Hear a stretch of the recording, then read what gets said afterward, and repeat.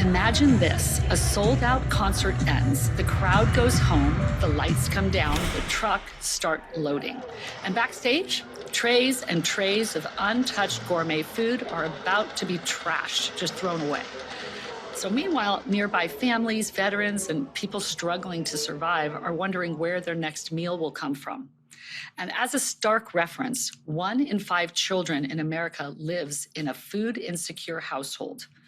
Today's guest saw that contradiction up close inside the music industry and decided to do something about it. Maria Brunner spent decades behind the scenes of major concert tours and big entertainment events, but one moment changed everything.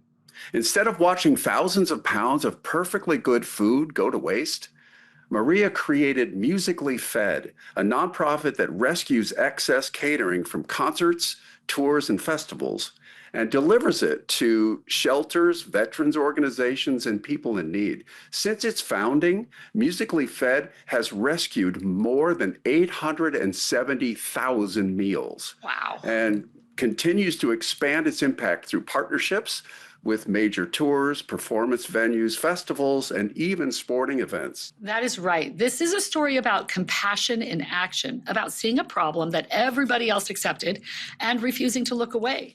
It's also a fascinating look behind the curtain where the biggest artists in the world perform and of the music industry itself. So today on the Crazy Amazing Humans podcast, what really happens backstage after the concert ends. I want you to feel, I want you to feel something crazy, crazy, amazing. Hey everybody, I'm Katrina Carlson, and this is Crazy Amazing Humans, where we celebrate people who rise above and lift others even higher.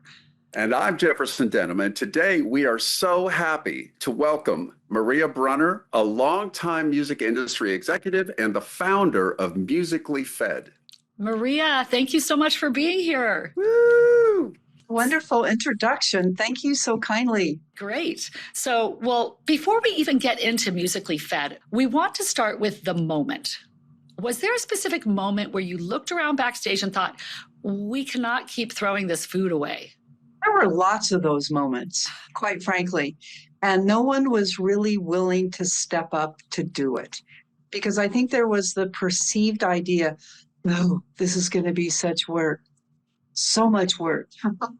So what did happen is my husband, who was a Vietnam vet, I did not know him through that. He was injured in the Tet Offensive in Denim and had that background. And it ultimately is what ended his life way too soon. And when it did, I think that I felt like I needed to do something that was productive. So I went and visited a couple of vet agencies that were terrific. They had people living in facilities, wonderful kitchens, mean army chefs, and molded bagels. And not very good food. And I just went, wow, we can handle that part. Just down the street is the arena where the Suns play and our concerts are. We'll just figure out a way to rescue the food. So with that said, U2 was coming to town to rehearse, where they always rehearsed, and do 2 sold-out shows. Their production manager lives not too far from me. And I called him and said, Jake, he was like, oh, just more work. And I went, no, we're all there. Can you just tell the caterer that they have to do this? And he said, well, really, the promoter needs to do that because they own the food. They do. So when a band comes to town or an event or concert, they need to eat. And they have what's called a rider that is given in the contract that says, this is what we'd like to eat. Most of them now are very healthy, plant-based, this, that, so on. And the promoter always has a caterer that provides those meals. So in essence, the promoter pays for those meals. So the promoter can tell the caterer, you will save these meals, which he did do. Very nice. Wow. Hey, so how much food are we actually talking about at some of these events? Because I think most people would be shocked. It covers a spectrum. It depends on the artist. We always are happy when a private tour caterer or another caterer says to us, like it happened today, 19 minutes before this call, Maria, we don't have any food. You're going to need to call blah, blah, blah. And I went, oh, that's great. Did you have enough to feed the crew? And he goes, barely. And I went, way to go, because that's what you want to have happen. But if they do have it, we want it. So I would say, Jefferson, arena tours, we can get anywhere from a minimum of what we would be, the entity that receives it would be able to repurpose 80 meals up to 300 meals from that one show. That's Sometimes fantastic. it's as little as at a theater. We were just there the other night and they had enough to maybe do 24 meals. But the entity, which was a domestic violence shelter, I called the chef and she said, oh, I'll turn it into 50. Bring me the food. That's amazing. So we And that's, did. yeah, that's not like half-eaten food, right? I mean, this is untouched catering that was Oh, no, prepared for the no, yeah. artists and crews and VIP hospitality, right? So it's excellent food.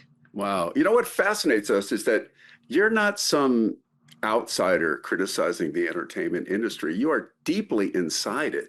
You understand the touring world. You understand the logistics, certainly the chaos. So you are uniquely positioned to actually address this issue. Well, let me give you an example again today. I don't know if you've heard of the artist Megan Maroney. She's really come upon her own, doing festivals, etc. She's in Columbus tonight. Actually, Loden is tonight. The show's tomorrow.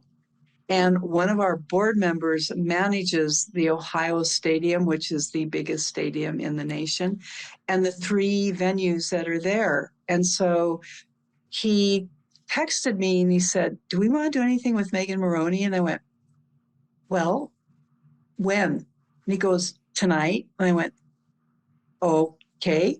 So I had to figure out who her caterer was. I said, are you using local?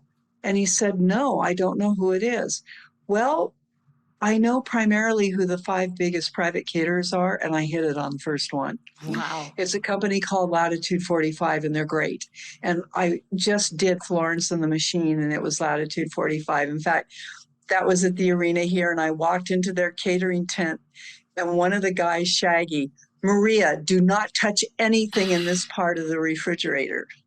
So, That's so fine. we know pretty well. I just want to clarify for our audience that you're in Arizona, you're in Phoenix, Arizona, you I live in am. Phoenix, Scottsdale area. You personally do, right? Yeah. And these are, you're talking about when you said the Suns, you meant the Phoenix Suns in that arena. And so you started there in Arizona. We did. Our first foray was really to just take care of the Phoenix market. That didn't last too long. After we did decently with U2, I got a call from a gentleman by the name of Louis Messina, and he said, Kenny Chesney's doing his first stadium tour. Could we do this with you? And I went, when? And he goes, in 2 days.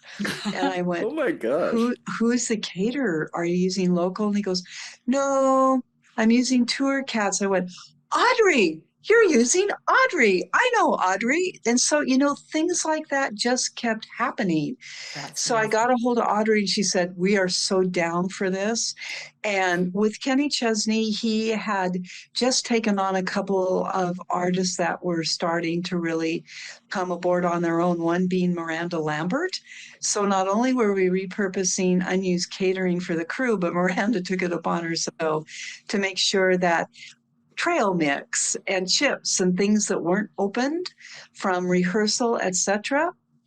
I think she collected almost a pound or 100 pounds of that. Wow. So we were able to get everybody involved. And so that product went to UMOM so that the kids could have snacks after school, etc. The What catered is it meals called? went UMOM? UMOM.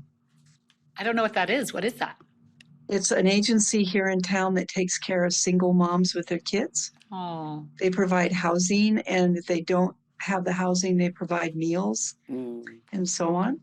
And then the rest of it went to a veterans place called the Mana House, which is one of the most respected in-house living areas for veterans across the nation.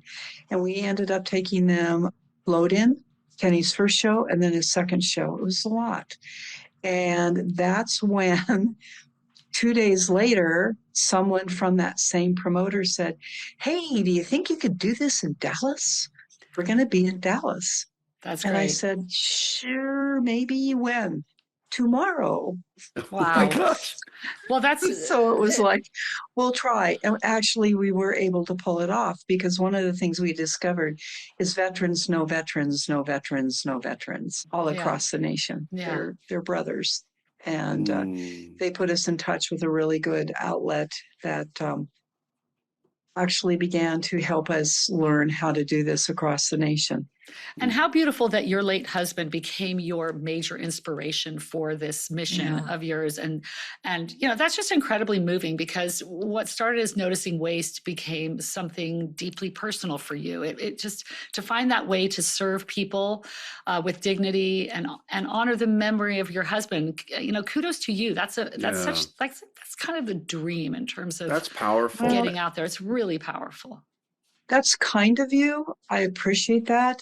I think if we can teach people anything, in fact, earlier today, I was on a call that had nothing to do with food. It was regarding service dogs for military veterans here in town. And I was linking a gentleman up to see if he could start training with a dog, but we had to find the $10,000 to make it work. And I just reached out to some business people that I knew and said, I kind of think we all owe them this. Can you consider this? Pray for me, you guys. Okay. I hope some Okay. of them come aboard and help this young man and his family get a dog. That's lovely. And you know, beautiful. Kat, you remember we did that episode where we interviewed someone who did a film about vets that came back and the Mhm. lack thereof of all the support that we think, like to borrow your words, Maria, what they deserve. Right. That And was so, Jeff Werner for Those Who Serve, the film Those Who yeah, Serve. Oh my So yeah. gosh. yeah. Yeah. So I don't know thank if you. you've seen that film, but Congratulations. it's excellent. Well, but you're in your heart. This is where your heart goes Yeah. to, and I'm glad that we, as a podcast, are reminding people honor. We just had Memorial Day, right? So Right. honor your vets with your actions, with your money, whatever you can. So let's go backstage for a minute, because most people, I think, are, you know, fascinated by the hidden world behind concerts. What would surprise people most about the dynamics of what goes on backstage at major tours and festivals, you know, the big picture, including the catering side, of course? It's a ton of work. It is not glamorous. It's busy. For some people, it's a little dangerous for sound and light rigging and things like that. It's a bustle. But catering can become that oasis. It is that room you walk into that has nice plants, nice draping, good smells, great desserts, good food, and just a place to be and be taken care of. And I think it's becoming more and more important too for mental health, Yeah. that healthy bodies are healthy minds. But backstage is, I would say, it's a business. It's different. You can hear tunes coming out of a dressing room, which is really great. I love it when they bring the young people's dancers because they're great. It's fun to say, "Where are you from? How did you get this position?" "I did this at my high school, and I'm going to be a gymnast, or I'm a tumbler, or I'm this, or I'm that." And it's also neat to see the. So this guy walks down the ramp with me, and he goes, "Can I help carry something?"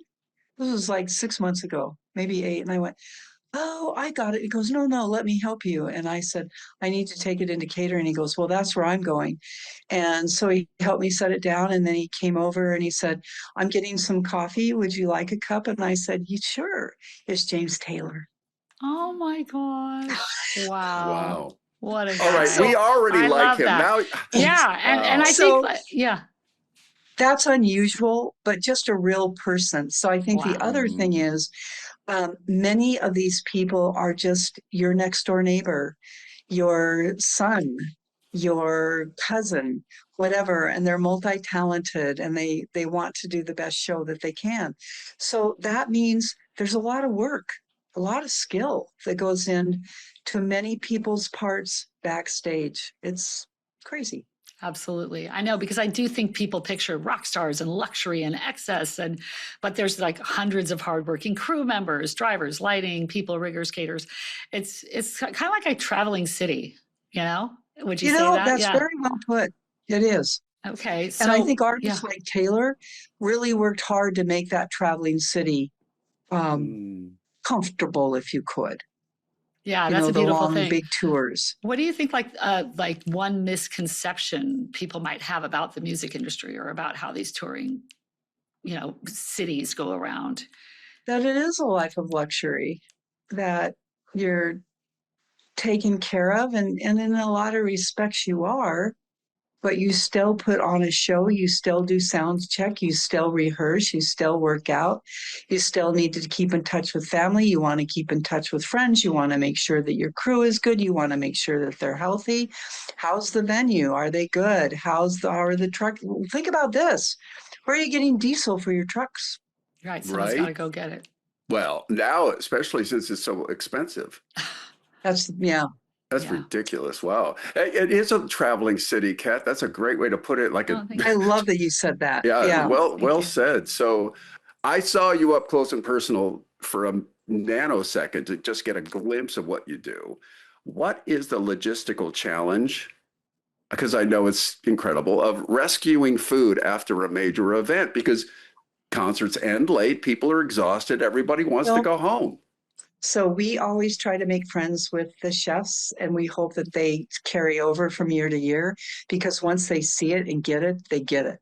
Ooh, So nice. for that gala, we went into the kitchen itself because chef wants us to help package, and he wants to know he's giving us the right things, which was filet mignons, chicken breast, parmesan. So we're back there just hustling with his crew, where they have these hotel pans that have been kept safely heated and stored, so that we're getting the food that the people at the gala are getting. There's always backup, just in case. So we got the just in case. So we take all the items, we get them into individual containers, we label them, we date them, because we need to do that for the organization that's going to get it.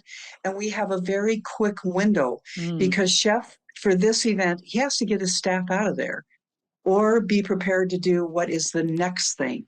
And there was a next thing that night. There was a very late dinner at about 11 o'clock, which we participated in the next day and didn't know that we were going to. But in the meantime, we are hustling. And my volunteers for that night were the students from the University of Tennessee at Murfreesboro. The Grammys always invite different student groups, and it so happened that a good friend of mine was their advisor.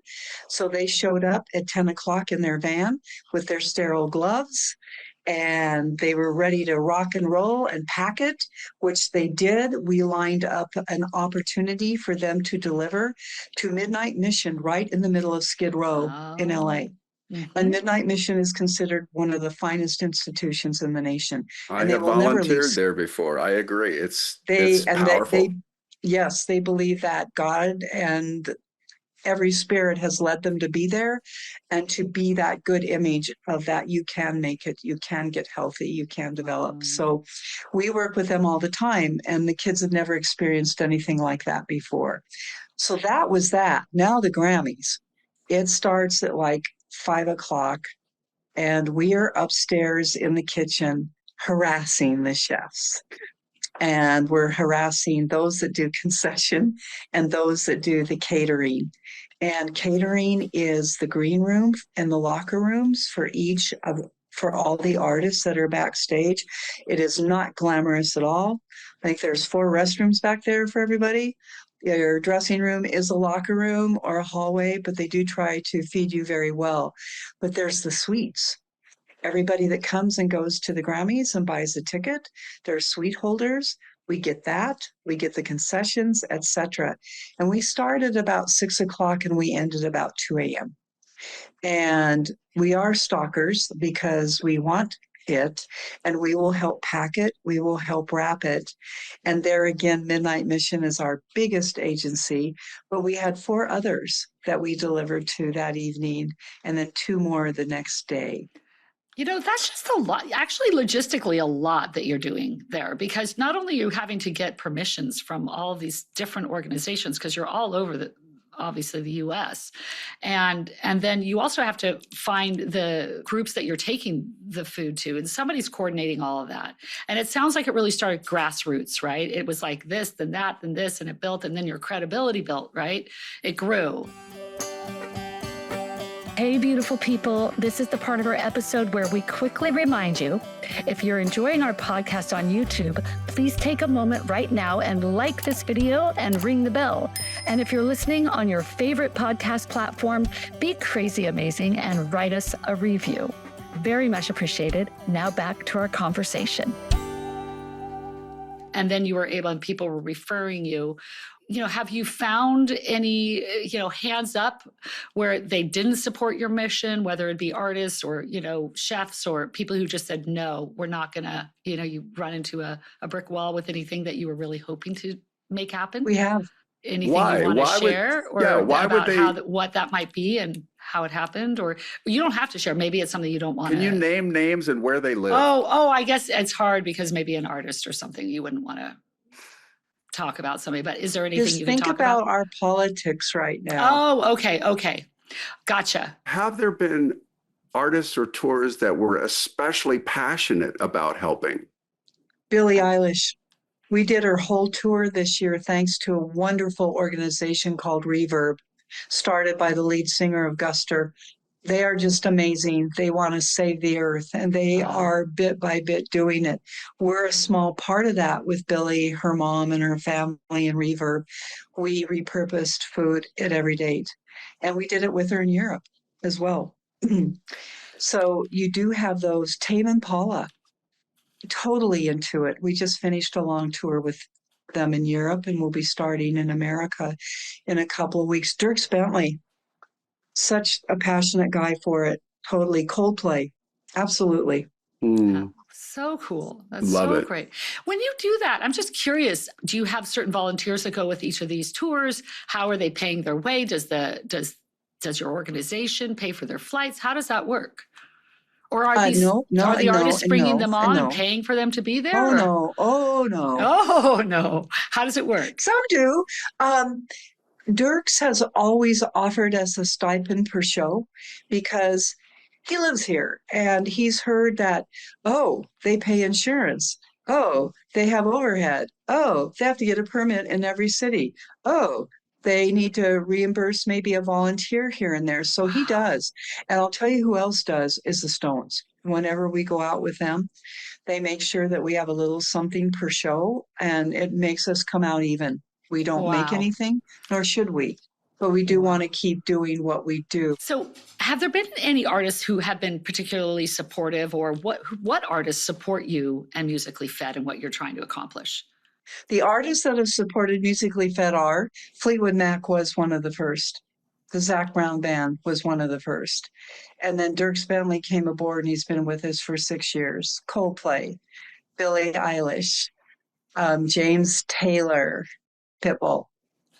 Nice. And we've worked with him before. Darius Rucker. I'm just thinking of some of the artists. Benson Boone. When Benson did theaters, he knew who we were before anybody else did. Wow. So it's wonderful to see artists like that grow. Noah Kahan, Maggie Clark, Kali Uchis. Yeah, Death Cab for Cutie, Shinedown, Tame Impala for sure. We did Ed Sheeran's tour over in Europe, which was wonderful. We actually are doing Saturday Night Live's broadcast over in London for Cool. this last month and the next month, which is really a lot of fun. John Mellencamp, Kodo we've been at several places where they are. Journey. And what about festivals? What are the big festivals you guys go to? So we do Lollapalooza. We'll be back there for the 7th year with them. And then here in town, we have C3, who does Lollapalooza and is the grandfather to Bonnaroo. They do Innings Fest, which is held during baseball, thus Innings Fest and Extra Innings Fest. And that's a large one. It's held in Tempe, about 30,000 per night. We just finished Sueños in Chicago, which is the Latin Lollapalooza. It's phenomenal, amazing talent. So we did 8 days with them. We just finished repurposing they're very sustainable, about 800 meals in a week. Wow. Wow. To different agencies throughout the Chicago marketplace. We also do the Hollywood Bowl. We've been with them for 4 years. Wow. So that's one of our favorite places because they get it. Can you name some of those artists that you work with that are on the smaller side as well? Okay, Lake Street Dive, Wilco, Godsmack, who's out right now, although they used to be huge. Well, you didn't dream little, you dreamt big, and it's paying off big for people everywhere who are hope so. We suffering do. from food insecurity. It's really, really impressive. And one thing I love about what you do is that we all know music feeds the soul, but your organization literally feeds people, right? So music is feeding the people, it's feeding their souls and them literally. So that connection is just beautiful. What has the work that you've done with Musically Fed taught you in general about hunger in America? We're greedy, we're lazy, we don't think about others very much. And that sounds like a big judgment, but a lot of it's true. It really is. And if we can teach people anything, this is what I love about our Saturday volunteers. We get trucks in from Costco, Target, Walmart, Trader Joe's.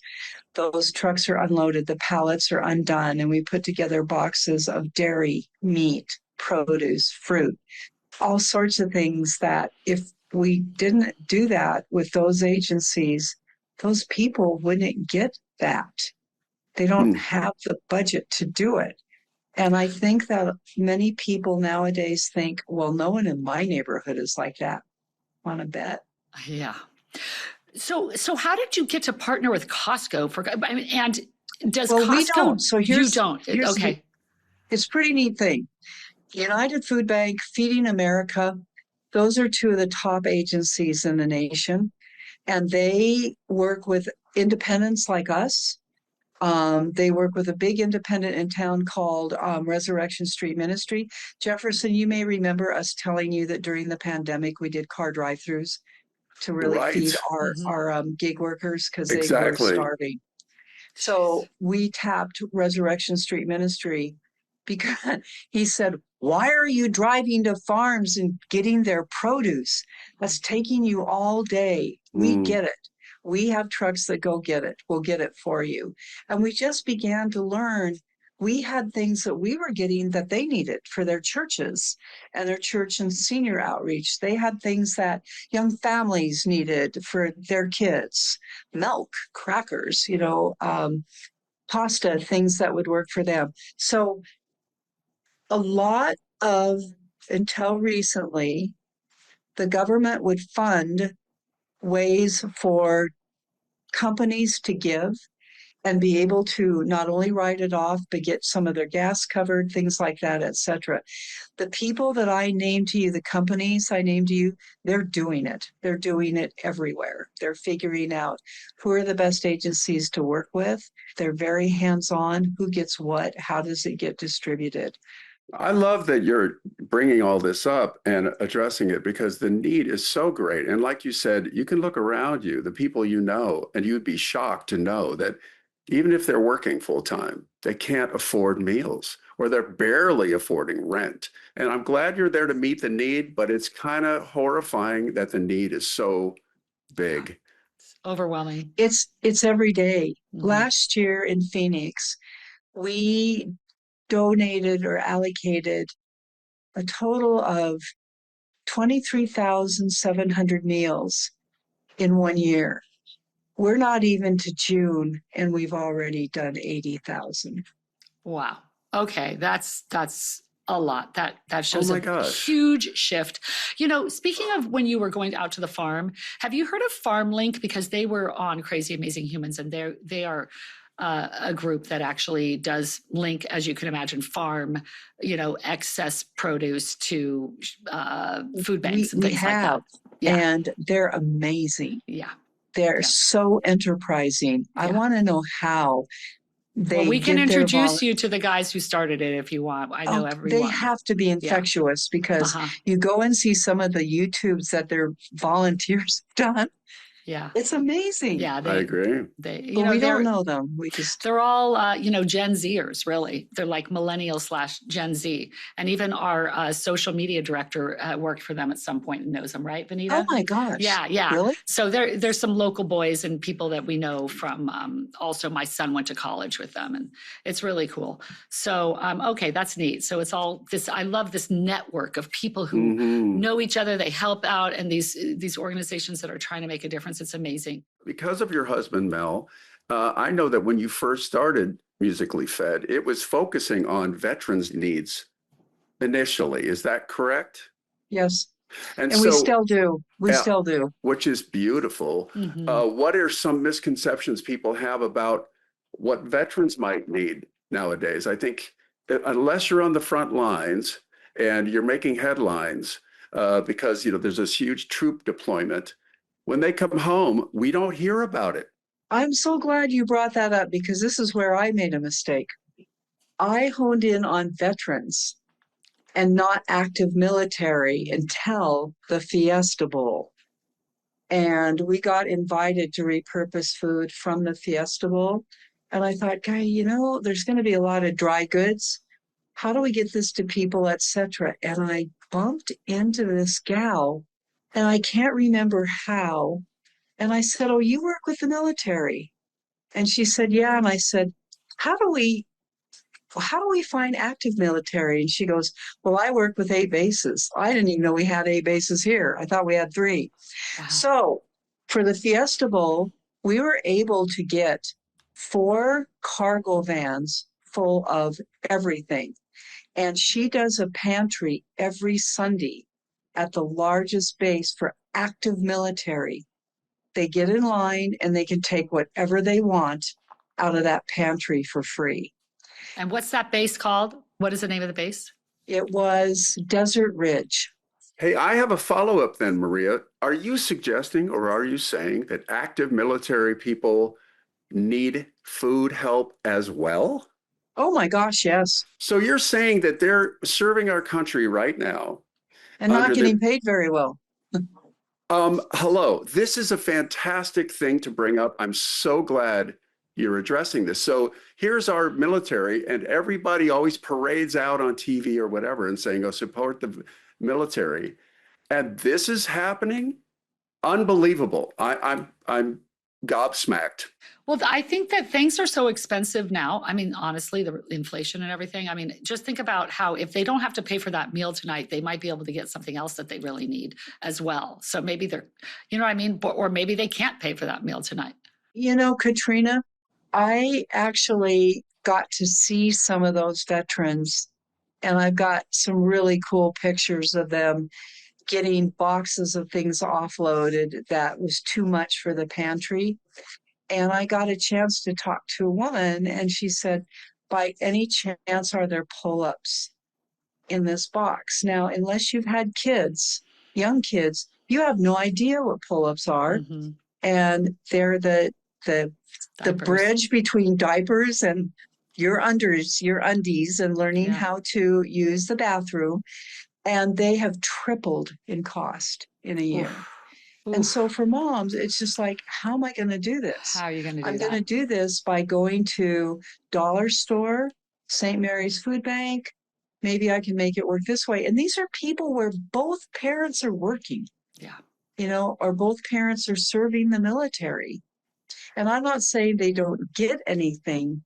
They don't get what we think they get. Yeah. That's the point. It's just hard That's the point. It's hard right now. It's really hard. And, when we look at your story and we think of all the different components of it that are really heart-wrenching, gut-wrenching, emotional parts. And the component that I always turn back to, and that Jefferson agrees with me, that we were thinking about that dignity component where people are receiving amazing food, whether it be from the pantry or they have these thoughtfully prepared meals that are being placed in front of them that were meant for the crew and the rock stars, right? It's not scraps or garbage, really. These are, it's not like leftovers from plates. There's something so humanizing about that. And to not just be like, oh, here, these are scraps or that, but they're actually having a wonderful meal that's thoughtfully prepared.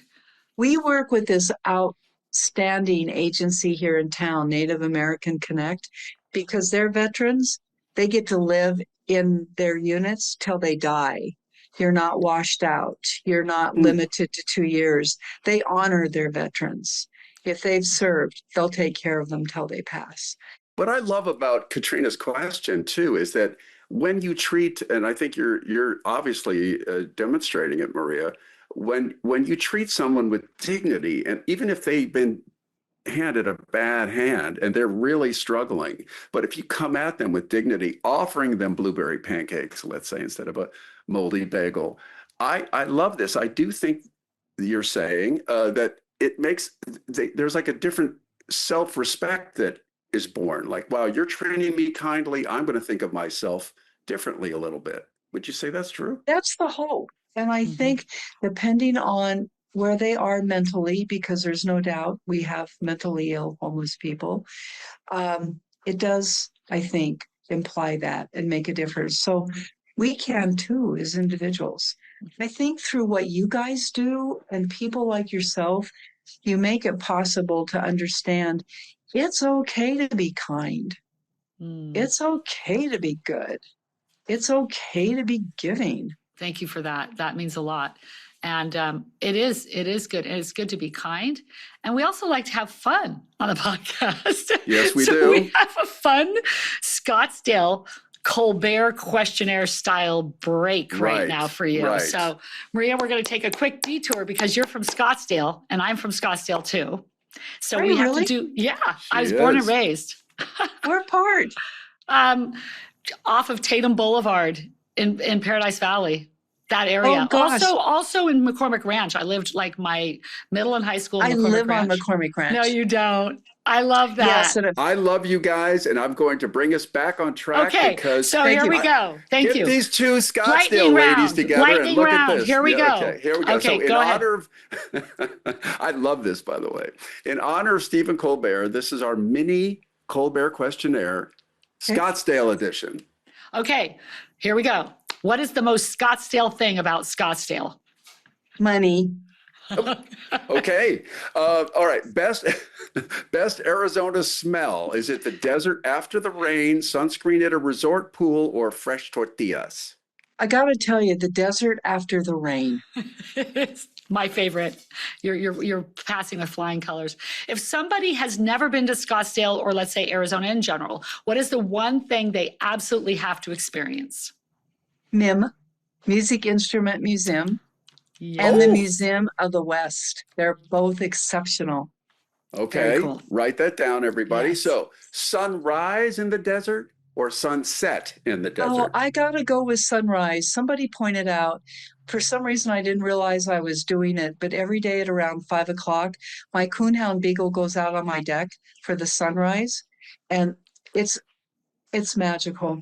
Oh, that's so cute. I love that. Okay, palm trees or cacti? Have to go with cacti. Okay. Like it. Alice Cooper or Stevie Nicks? Both. I love answer. it. Okay, well done. How do our listeners follow Musically Fed, volunteer, financially support what you do? How do we get in touch with you? I really appreciate your bringing up volunteers because we are very active in Nashville. We're very active in Chicago. We're very active in Las Vegas. We're very active in Philadelphia and very active in LA. So, and then about 80 other cities, but we're really active there. You go to musicallyfed.org and you click on How Can I Help?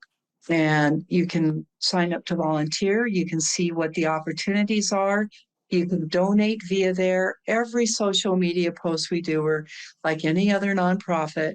We love posting, but it ends with, and you can donate here. Awesome. Right. With a donation sure. button. Thanks for Awesome. asking Good for that. you. Mhm. Absolutely. So what's one thing ordinary people can do this week to reduce food waste? What people can do to reduce food waste is plan out their menu. What are they going to really eat and what do they really need? And I would say buy less. Beautiful. Buy less. That's a slogan. Drop the mic on that. Yeah, right. I have a question. Maria, what gives you Yes. what gives you hope right now? The volunteers that have come into our life in the last 6 months, they feel they can be game changers. I would say what gives me hope for us is that we usually have to reach out to tours and say, would you be interested? They're calling us, which means they're learning and maybe they believe and they think it's the right thing to do, because I believe if they believe that, they believe other things too that are good. Oh, that's fantastic and so true. That is encouraging. And we all need that encouragement. Your organization gives us hope and is encouraging. And so what do you feel like your entire journey, has taught you about humanity? That if you project and look for good, you'll find it. And that be peaceful and understanding and mindful that there are many people out there that don't feel that way. And hopefully, by being who we are and what we do and kind about it, more will think about perhaps maybe it's okay. Because you're setting an example, and maybe other people will say, I see them doing that. I'm going to go do something good where I am, whether it be with you or in some other way, right? You're setting such a beautiful example for others. I hope that we are. Thank I you for gotta that. believe that we are. Oh, you are. So your story is a powerful reminder to us that sometimes the difference between waste and impact is simply whether somebody decides to care enough to act. Instead of looking away, you built a bridge between people. And that is truly beautiful. I have like a little tear in my eye because it's really amazing. I'm super You know what I impressed. love, Maria, too, about what you shared? Tell me, this is me processing it in my own thoughts, but hatred and bad behavior is contagious, but so is kindness Yay. and peace and Amen. love contagious. And if you see people demonstrating either, it can push you in a direction. And I just want to echo what Katrina said. Well, honestly, what you're doing is such a perfect example of practical compassion. It's not just awareness. It's not just outrage. It's real action. Monk Panakara, who's becoming really a good speaker and world leader, one of his things is, if one candle is lit, one light can dispel all darkness. Just that one light, that one candle. And I believe it. I We do just too. need to have the hope that keep the light going and Keep shining your light, and other people will see it and they'll shine theirs. And then you're going to have more and more light. Mm-hmm. And it's not that if you shine your light, it doesn't mean that I can't shine my light. We can all do absolutely. that. And create I've learned so much create from you more today, light. Katrina. Yeah. No, but I'm just saying, I've learned so much from you, but that is the idea. Some people feel like, oh, they've got a light, so I don't have one. And, I don't want but them to you have a do. light, like, so, do. but you're saying like light begets light. And that's what we need to bring to the world, because that is what gives us hope. And hope we is had what a sustains us. guest on recently who said some people look at life and the resources out there like a pie, which is finite. And she said basically what you're saying, that no, I look at more as a candle, and the more there is, the more there is. It's not like a scarcity viewpoint. It's actually by contributing and encouraging each other to shine, the whole world gets brighter. So I love this conversation. Thank you for the work you do, Maria. Thank you for feeding people with dignity. And thank you for being with us here today on the Crazy Amazing Humans podcast. Maria Brunner, you are crazy amazing. No, you are. And thank you for such an amazing opportunity. Really. Oh, Thank well, you. You're welcome. You're Thank you. such a Let's doll. stay in good touch, you guys. I want you to feel, I want you to feel something crazy, crazy amazing. If you have any questions or comments about today's episode, please make sure to write us at crazyamazinghumans@gmail.com.